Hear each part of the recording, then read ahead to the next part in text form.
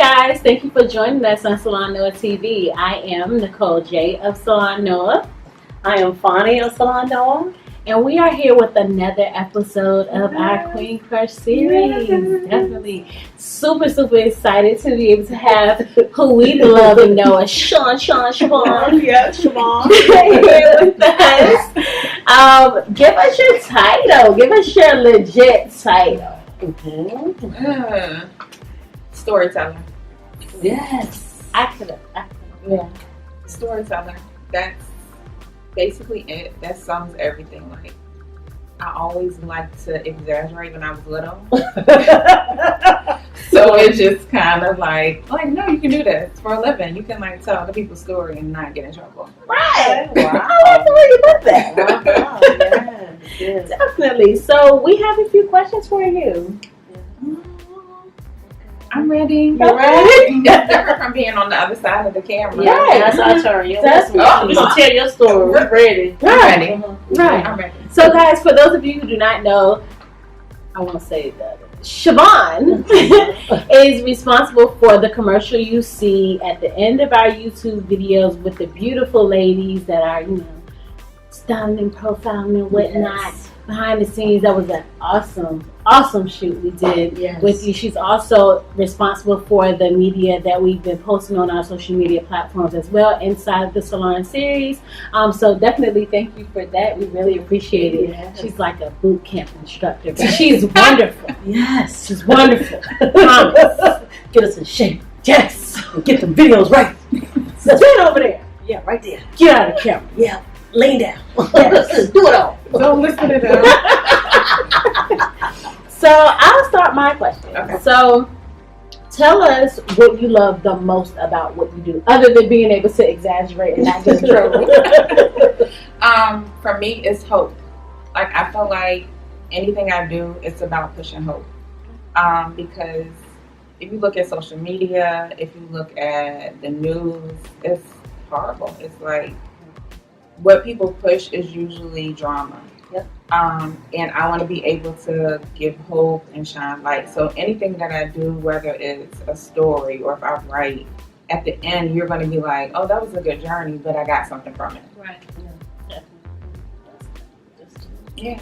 Okay, now tell me a little bit about filmmaking and females. Because most of the time you think about filmmaking, you think about men in the past and over time, but females doing this, getting cameras and videotaping.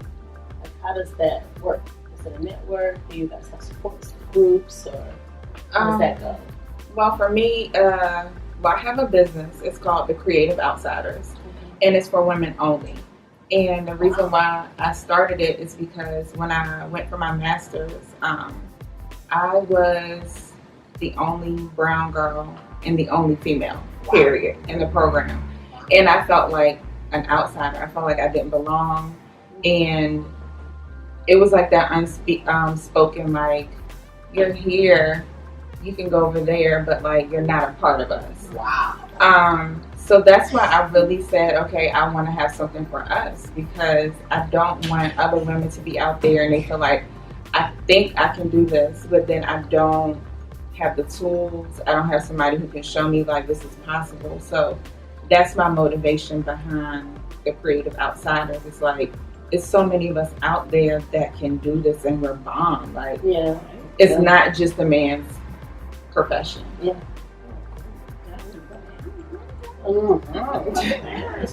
So tell us what you love to capture the most.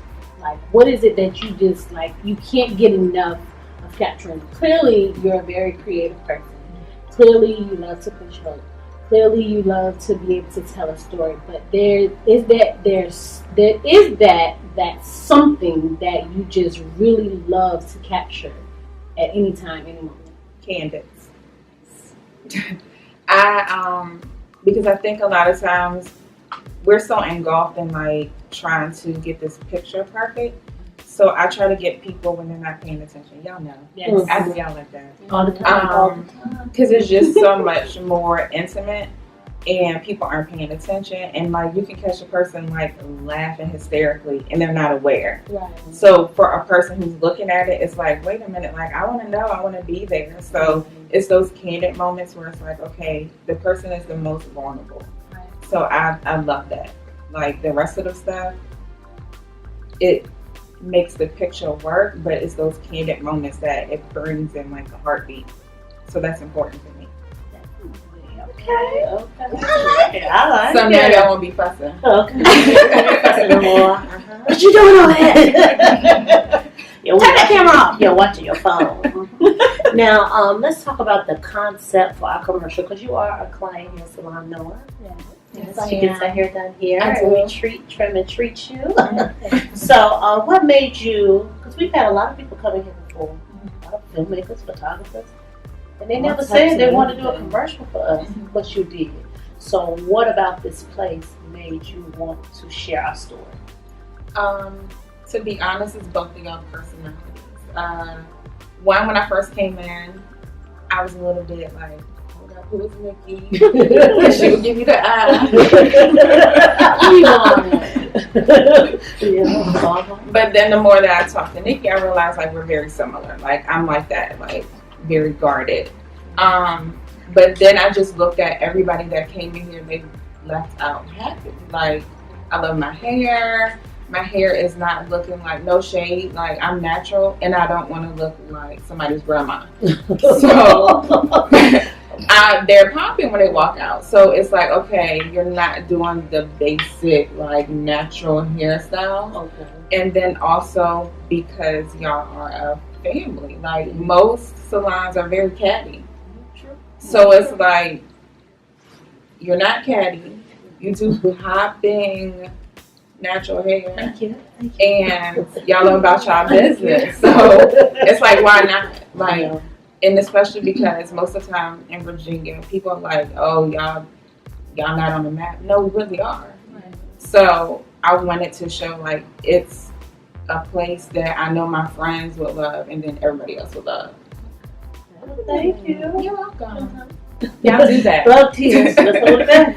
I want to cry to death. You know, this is a little bit. You got to say this. I just went to Tarjay. We ain't crying. Look at me. We're not crying. But Not the day. So, tell us about something that is difficult for you to be able to capture, whether it be a person with certain disorders or being able to capture something that may resonate with you personally. Tell us about something that is the most difficult thing for you to be able to capture. I think anybody that is a creative, it's hard for us to separate ourselves from the project because you'll have a vision and then your client has a vision. So you want them to mesh. But as a creative, sometimes you'll be like, oh no, I think this is better. So you'll jump out like, hey, I like this better. But I think as you grow as a creative, you have to find that fine line. Like, yes, I'm hired to be creative, but yes, I'm also hired to give my client what they ask for. So I think it's just finding that heart, like that balance, because creatives, we do wear our art on our sleeve, like we just do. We are sensitive. I don't care what anybody tells you, like, because that's our baby. Yeah. So I think that's the hardest thing, and I think that comes with practice, because you have to be able to deliver, and you have to be able to not take it personal. So that's just been my lesson, and I think it evolves like through every project. Like, yes, I'm gonna put my creative touch, but I still have to deliver. I guess you could say the same thing as far as our industry as well. You don't want to, have anyone leave in their displeased. You want them to know that your passion is going to exude through them, and that you're going to put your best foot forward, and you're not going to just do an okay job, but you're going to make every effort to do an amazing job, so that you return one, and then so that you can feel good when you leave. So in retrospect, it's pretty much the same thing. I never really looked at it like that in that sense, because you think you're capturing, so you just, in my mind, you just take in whatever you're receiving and then finagle it to how, you know, it's supposed to be, regardless of what well, not regardless, but based off of what the requests are from the client, as well as what your creative niche is as well. So it definitely, it makes sense. It definitely makes sense. Now, I have a question. If we want to get started, like if I'm into making films or thinking about it, would I get a camera, video camera? Like, what do I get? Do I use my iPhone? Do I use some Galaxy? What do I use? If I want to get started, S7. You use the S7? I'm gonna use this good S7. S7 to get it. Okay. So if we want to get started like this, we don't want to spend a lot of money. Do you have to spend a lot? A little bit? Like, how does it work? I would say this: you can spend a lot of money or not. Because what happens usually, people are like, oh, I want to be a filmmaker, and they will go out and buy like all of these gadgets. Don't do that, because you're wasting your time. You don't know what you're doing, and I'm not trying to be funny. Like, you don't know what you're doing. So go on YouTube. Like, I went to school and I have school debt. I will not tell people that you have to go to school, because you don't have to. Now the internet, like, you can literally, I say YouTube University. Go on YouTube. If you want to be a director, you need to Google director. It's so much stuff out there. If you want to be behind the camera, go on YouTube. But at least go and look and see, like, is this something that I'm really passionate about? Because a lot of times people see the end product. And the same way for y'all, we see the end. But it's like, you don't know that before I get your work, I have to come out with a plan. Then I have to go scout the area. Then I have to come back and show y'all the work. Like, okay, this is my idea. Then we have to shoot it. Then I have to go back and edit it. But I have to watch the video. Those are like hours of work. So people see the end, especially with Instagram. It's like, oh, I want to do it because it seems like it's the new cool thing. But if you're not invested in it, like, I had to literally, like, I look at a project and I did 8 hours of editing. And I had to go back and do it all over again. If you don't love it, you're not going to do it. You're going to be like, forget that. After 8 hours on the head, go back and do it again. Girl, go home and go to sleep. Sleep on it. Sleep on it. You might wake up in the morning and do it. We're not going to do it. Yeah, because what you got look good. In my eyes. Yeah, so, like, I tell people, if you don't love it, like, it's going to show. I mean, even for writing a script, I would get up before I went to work and write on my script, like 3 hours before I went to work. And then when I got home, I'm writing the script again. So if you don't love it, don't waste your time. Definitely don't waste time on things that you're not passionate about. It's wasting everybody's time. It is. Yes. We definitely appreciate you coming to see us. We definitely appreciate you coming past for the Queen Crush series. How do you feel like this experience went for you? I'll probably be a little less hard on y'all, like, when we do another one. Okay. I'm lying. She is lying. The truth is not in her anywhere at all. I'm lying. She's still gonna be like, get out. Get out. So definitely, thank you for coming to join us. Tell our audience where they can find you.